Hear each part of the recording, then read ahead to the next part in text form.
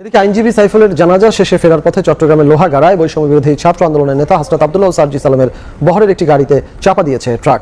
ISKCON নামক সন্ত্রাসী সংগঠন থেকে শুরু করে যে কোনো উগ্রবাদী সংগঠনের বিরুদ্ধে আমাদের অবস্থান সবসময় জীবন দেওয়ার জন্য প্রস্তুত থাকবে। কালকে আমাদের প্রধান দুই সমন্বয়ক সার্জিস এবং হাসনাতকে যেই ট্রাক এতক্ষণ দেখছিলেন সংবাদ শিরোনাম, এবার দেখবেন বিস্তারিত ভিডিও দেখার আগে আপনার কাছে ছোট করে একটি অনুরোধ, আপনি যদি এ ধরনের আপডেট নিউজগুলো সবার আগে পেতে চান অবশ্যই চ্যানেলটি সাবস্ক্রাইব করে রাখবেন। দর্শক চলুন কথা না বাড়িয়ে একের পর এক ভিডিওগুলো দেখে আসি। ঘটনা জুড়ে গতকালকে এমনটা কিন্তু সবাই ধারণা করেছিল, কিন্তু এখানে যে বক্তব্য উঠে এসেছে এই বক্তব্যগুলোর মধ্যে স্বাভাবিকভাবেই কেমন জানি কিন্তু একটা প্রশ্ন তৈরি হয়ে যায়।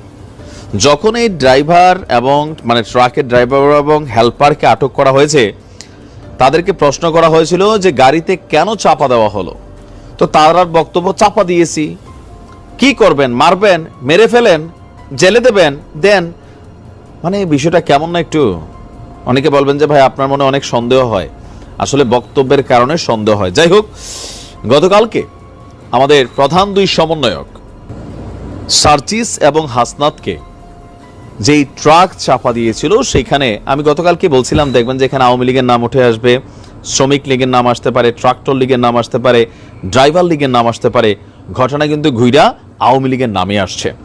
চাঞ্চল্যকর মোড়। বাংলাদেশের প্রত্যেকটা গণমাধ্যম একই ভাষায় লিখেছে যে আপনার চট্টগ্রাম কক্সবাজার মহাসড়কে সন্ধ্যা 7:30টার দিকে এই হত্যা চেষ্টার যে ঘটনাটা ঘটেছে, সেইখানে আপনার এই আন্দোলনের কেন্দ্রীয় সমন্বয়ক তরিকুল ইসলাম তিনি বলছেন যে ছাত্র আন্দোলনের চট্টগ্রাম বিশ্ববিদ্যালয়ের সমন্বয়ক খানতালাত মোহাম্মদ রাফি তিনিও এই বিষয় সম্পর্কে বক্তব্য দিয়েছেন যে হাসনাত এবং সার্জিসকে চাপা দেওয়া ওই ট্রাক্টরটির মালিক একজন আওয়ামী লীগ নেতা। মালিক তো, মালিক কি ড্রাইভার?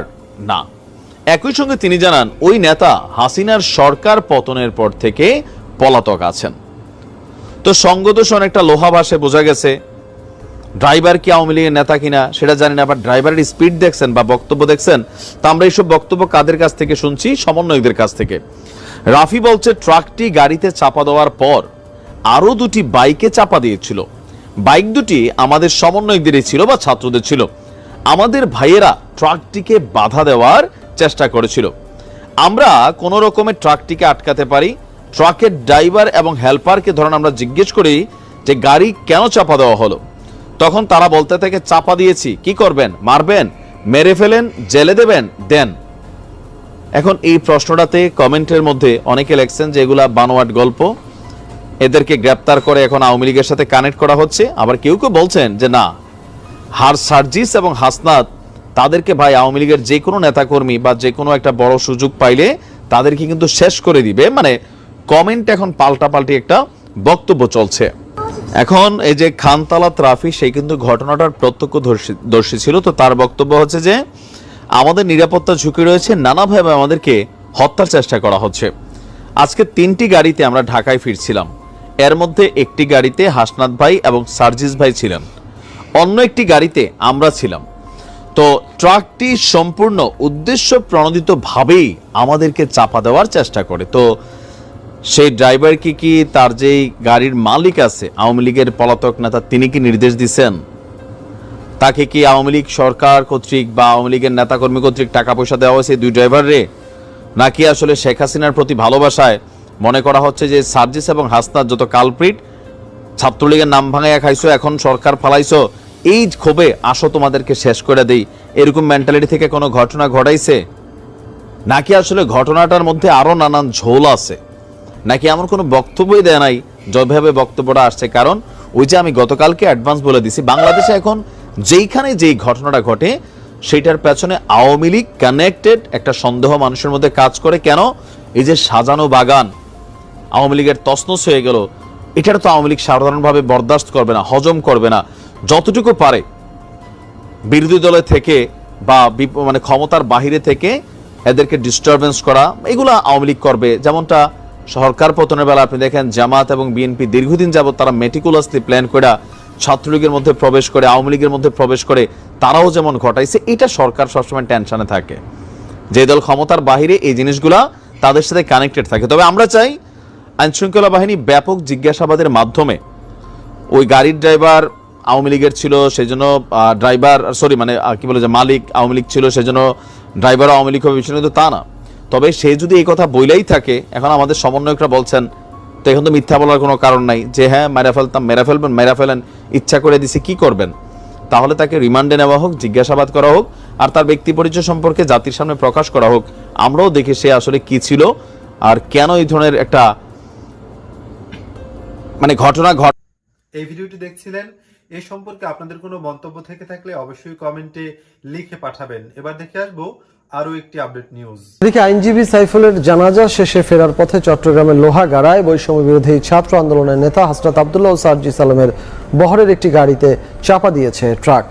সংগঠনের চট্টগ্রাম শাখার সমন্বয়ক খান তালাত মাহমুদ রাফি এক ভিডিও বার্তায় জানান, সাইফুলের কবর জিয়ারত শেষে সন্ধ্যা 7:30টার দিকে চট্টগ্রামে ফিরছিলেন তারা। পথে লোহাগাড়ার চুন্তি ইউনিয়নে চট্টগ্রাম কক্সবাজার মহাসড়কে তাদের বহরে থাকা একটি গাড়িতে চাপা দেয় ট্রাক। ভাগ্যক্রমে দুর্ঘটনার আগে ওই গাড়ি পরিবর্তন করেন হাসনাত সার্জিস। সুস্থ আছেন দুই ছাত্রনেতা। ট্রাকের চাপায় গাড়িটির সামনের অংশ দুমড়ে মুচড়ে গেছে। ঘটনাস্থল থেকে ট্রাক জব্দের পাশাপাশি আটক করা হয়েছে চালক মোহাম্মদ মুজিবুর রহমানকে। সৌভাগ্যবশত আমরা গাড়ি চেঞ্জ করে ফেলেছিলাম, যে হাসনাত ভাই সার্জিস ভাই একটা গাড়িতে ছিল, আমি একটা গাড়িতে ছিলাম এবং আমার বন্ধুরা আমার ভাইয়েরা অন্য আরেকটা গাড়িতে ছিল। তো আমরা একটু পিছিয়ে আসতেছিলাম, প্রায় 5-7 মিনিটের রাস্তা পিছিয়ে আসতেছিলাম, আর সামনে আমাদের ওই গাড়িটা ছিল। তো একটা ট্রাক এসে উদ্দেশ্য প্রণোদিতভাবেই আমাদের যেই গাড়িটা ছিল সেই গাড়িটাকে ট্রাক চাপা দেওয়া হয়। কিন্তু ওখানে যারা ছিল, যখন ট্রাকটা আসতেছে দেখেছে তখনই গাড়িটাকে ব্রেক করা হয়। কিন্তু গাড়িটাকে ব্রেক করা সত্ত্বেও আবার সেখানে এই ট্রাক চাপা দেওয়া হয়।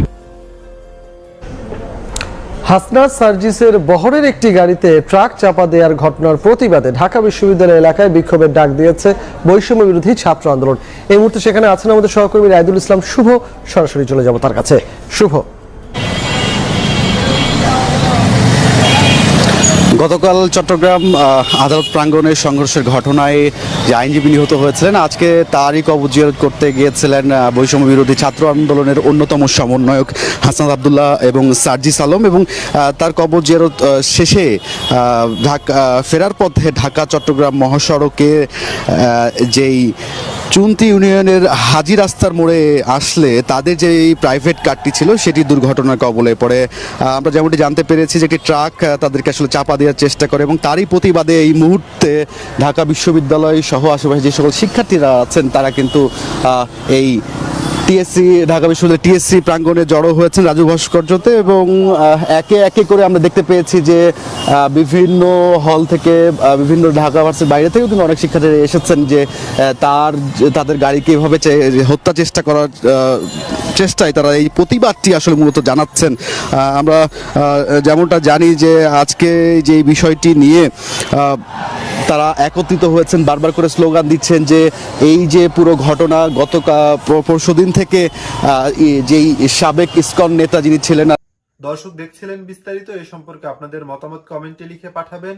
ভিডিও ভালো লাগলে চ্যানেলটি সাবস্ক্রাইব করতে ভুলবেন না। এবারের মতো এখানেই বিদায় নিচ্ছি। শীঘ্রই দেখা হয়ে যাবে নতুন কোনো ভিডিও নিয়ে। ততক্ষণ সকলে ভালো থাকুন, সুস্থ থাকুন। আসসালামু আলাইকুম ওয়া রাহমাতুল্লাহি ওয়া বারাকাতুহু।